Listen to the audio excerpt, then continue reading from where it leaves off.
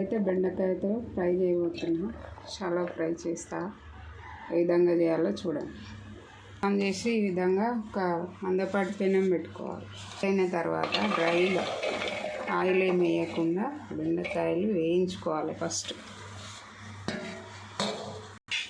ఇట్లా తిప్పుకుంటూ వేయించుకోవాలండి, మాడిపోతాయి. కొంచెం కింద మీద చేసుకుంటూ వేయించుకోవాలి. విధంగా వేగిన తర్వాత తీసుకోవాలండి.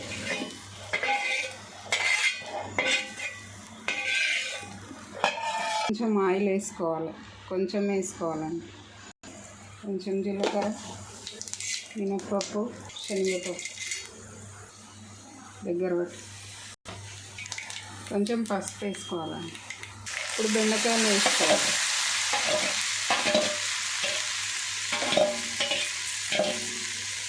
మంచిగా వేయించుకోవాలి. మూత పెట్టొద్దండి, మూత పెడితే జిగురు వచ్చేస్తుంది బెండకాయలు. మూత పెట్టకుండా ఇట్లా వేయించుకోవాలి. 5 నిమిషాలు వేయించుకుంటే ఇట్లా మంచిగా వేగిపోతుంది.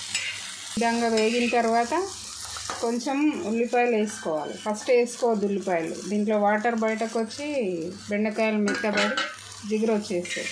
అందుకే బెండకాయలు కొంచెం వేగినాక ఉల్లిపాయలు వేసుకోవాలి, కలుపుకోవాలి. ఇట్లా కొంచెం కారం వేసుకోవాలండి, కొంచెం జీలకర్ర పొడి, కొంచెం ధనియాల పొడి. ఇప్పుడు మంచిగా కలుపుకోవాలి.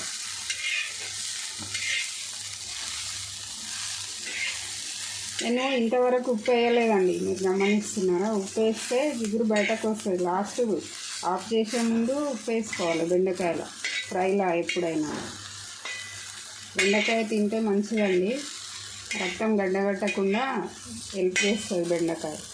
బెండకాయ తింటే మ్యాక్స్ వస్తుంది అంటారు కదా, అందుకని తినాలి. అది ఇంతవరకు నిజమో తెలియదు కానీ రక్తం అయితే గడ్డగట్టకుండా పనిచేస్తుంది. కొంచెం కరివేపాకు వేసుకోవాలి.